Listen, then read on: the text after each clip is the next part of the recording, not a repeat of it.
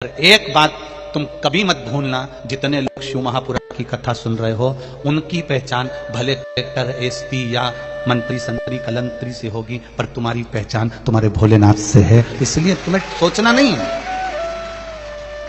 वो किसी से भी पहचान रखे, पर तुम्हारी पहचान तुम्हारा महादेव है। बोल बम का नारा है, बोल बम का नारा है, बाबा एक सहारा है। हमारे जीवन में हमारा बाबा हमारे साथ में, हर पल हर घड़ी हर क्षण हमारे साथ में जुड़ा। होगी उनकी पहचान जिससे होगी, पर हमारी पहचान तो हमारे बाबा से है, हमारे शंभू से, हमारे शंकर से है। अभिमान करना परमात्मा के नाम पर करना। दुकान, जमीन, जायदाद, सत्ता, वैभव, धन, कुर्सी, पद, प्रतिष्ठा, इसका कभी अहंकार मत करना।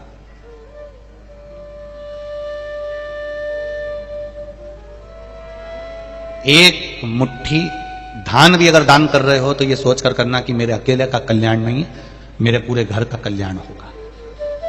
एक मुट्ठी अगर धान भी दे रहे हो तो यह मत सोचकर देना कि इससे मेरा कल्याण होगा। एक सुंदर कथा आती है, एक भिखारी भिक्षुक भूखा था, बहुत भूखा। दरवाजे पर एक बूढ़ी मां बैठी हुई थी, वो गाजर खा रही थी। भिखारी ने देखा कि कुछ खा रही है, तो भिखारी उसके पास में गया, मां भिक्षाम दे, मुझे भूख लग रही, कुछ दे दो आप।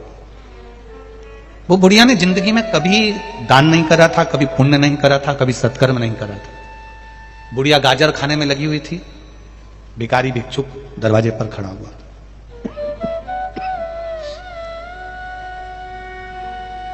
मुझे भूख लग रही है मां, दीजिए। नहीं दिया। भिखारी भिक्षुक भी भिक्षुक था, खड़ा ही रिया, मां भिक्षा दे दो, बहुत भूख लग रही। बूढ़ी मां को गुस्सा आ गया, उसने गाजर को और 2-4 बार खाया। अभी इतनी बड़ी गाजर बची थी, परंतु वो और 2-4 बार खा गए। अब नीचे नीचे का वो ठूट बचा, नीचे इतना सा बचा, वो कड़ला जो ठूट था। अब आगे की जो गाजर थी वो नरम भाव में, नीचे कड़ला ठूट। डोकरी ने सोचा ये काम का तो है नहीं, इसने 2-4 बार खा खुआ के वो ठूट उसके कटोरे में डाल दिया। ले मर ले, तू ही खा ले जा, तू खा जा। अब उसको गुस्सा आया और उसने वो गाजर का ठूट कटोरे में डाल दिया।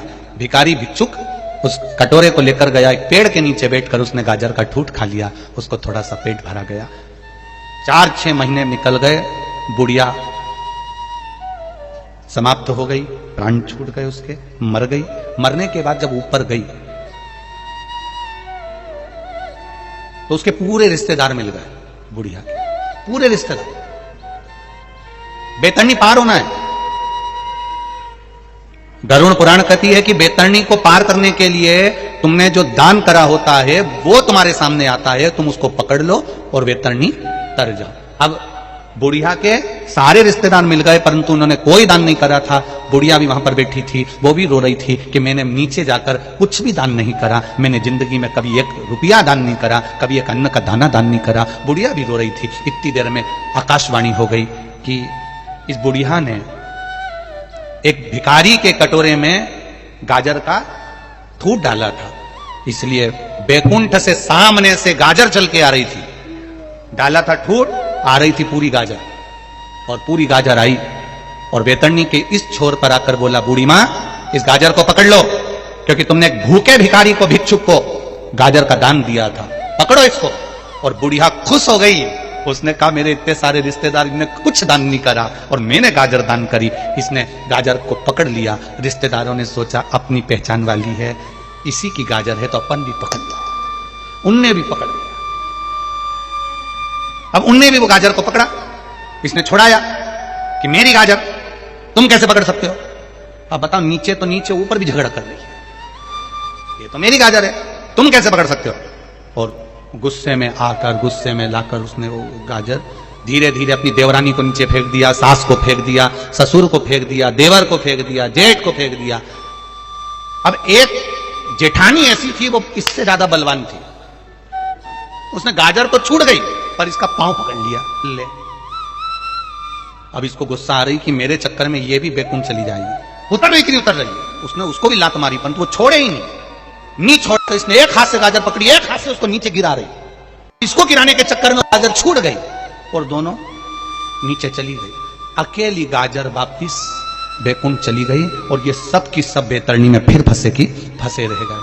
चाहती एक गाजर के चक्कर में पूरे परिवार को पार उतार सकती थी, पर जलन, ईर्ष्या, अहंकार, वृत्ति हमारी ऐसी हो गई कि हम दूसरे को सुखी नहीं देख सकते, कि मैं अगर दान कर रही हूं तो केवल मेरा ही होना चाहिए, इसमें किसी दूसरे का नहीं होना चाहिए। पर शिव महापुराण की कथा कहती है, एक चावल का दाना, मात्र एक धान, एक चावल का दाना जब हम शिव मंदिर में समर्पित करते हैं, दान करते हैं, तो जरा विचार करना पुण्य किस किस को मिलता है। एक चावल के दाने का, एक धान का पुण्य किस किस को मिला। पहला पुण्य मिला माता पृथ्वी को, उससे प्रकट हुई। दूसरा पुण्य मिला एक इल्ली को, जिसने इसका स्पर्श कर कर छोड़ दिया। तीसरा पुण्य मिला एक पक्षी को, जिसने इसका स्पर्श कर कर छोड़ दिया। चौथा पुण्य मिला जिसने इसको उगाया। पांचवा पुण्य मिला जिसने इसको झड़ाया। जिसने उगाया था वो नहीं झड़ाया, घर की बेचारी पत्नी झड़ा रही। छठा पुण्य मिला जब ये कहीं मल कर निकाला गया, कहीं मशीन में गया, जिसने निकाला। सातवां पुण्य मिला जब ये निकल कर घर में आया, जिसने संभाल कर रखा। आठवां पुण्य मिला जिसने इसको ले जाकर कहीं छोड़ा, बाजार तक पहुंचा, बाजार से फिर वो निकल कर आया। 10वां पुण्य मिला जिसने शिव जी को इसको चढ़ाया। तब इनके खाते में भी एक चावल के दाने का, एक धान का पुण्य कट कट कर जाता रहा और इतने जीवों का कल्याण कर दिया। एक धान, एक चावल के दाने ने इतने कल्याण कर दिया। विचार करना, केवल आप अगर भजन कर रहे हो, घर का कोई एक व्यक्ति भजन कर रहा है, घर का एक व्यक्ति अगर दान कर रहा है, घर का एक व्यक्ति अगर जल भी चढ़ा रहा है, घर का एक व्यक्ति भी अगर मंत्र जाप कर रहा है। वैसे तो शिव पुराण कहती है कि घर में 4 लोग हैं तो चारों जल चढ़ाओ, घर में 4 लोग हैं चारों दान करो, घर में 4 लोग हैं चारों भजन करो, घर में 5 लोग हैं 5 भजन करो, घर में जितने सदस्य वो 1 लोटा जल शिव जी को चढ़ाए। यहाँ तक शिव पुराण कहती है। पर मान लो किसी कारण से बेटा नहीं गया, बहू नहीं गई, परिवार वाले नहीं गए, कुटुंब वाले नहीं गए, तो शिव महापुराण ने देवराज नाम के ब्राह्मण की कथा का वर्णन किया। देवराज के प्राण छूटे, उस समय पर देवराज के पास में पुण्य नहीं था, सत्कर्म नहीं था। तब देवराज को मालूम पड़ा कि भगवान शंकर के गण मुझे लेने के लिए आए। तो देवराज ने गणों से पूछ लिया, भोलेनाथ जी से पूछ लिया कि मैंने पाप किया है, चोरी करी है, छल करा है, बेईमानी करी है, वेश्यावृत्ति मैंने करी है, उसके बाद भी भोलेनाथ जी मुझे लेने क्यों आए हैं। अब भगवान शंकर ने कहा, तेरी बूढ़ी माँ रोज प्रतिदिन शिव मंदिर में जाकर 1 लोटा जल चढ़ाती थी, उसका पुण्य तेरे साथ में आ गया, इसलिए तुझे कैलाश धाम मिल गया।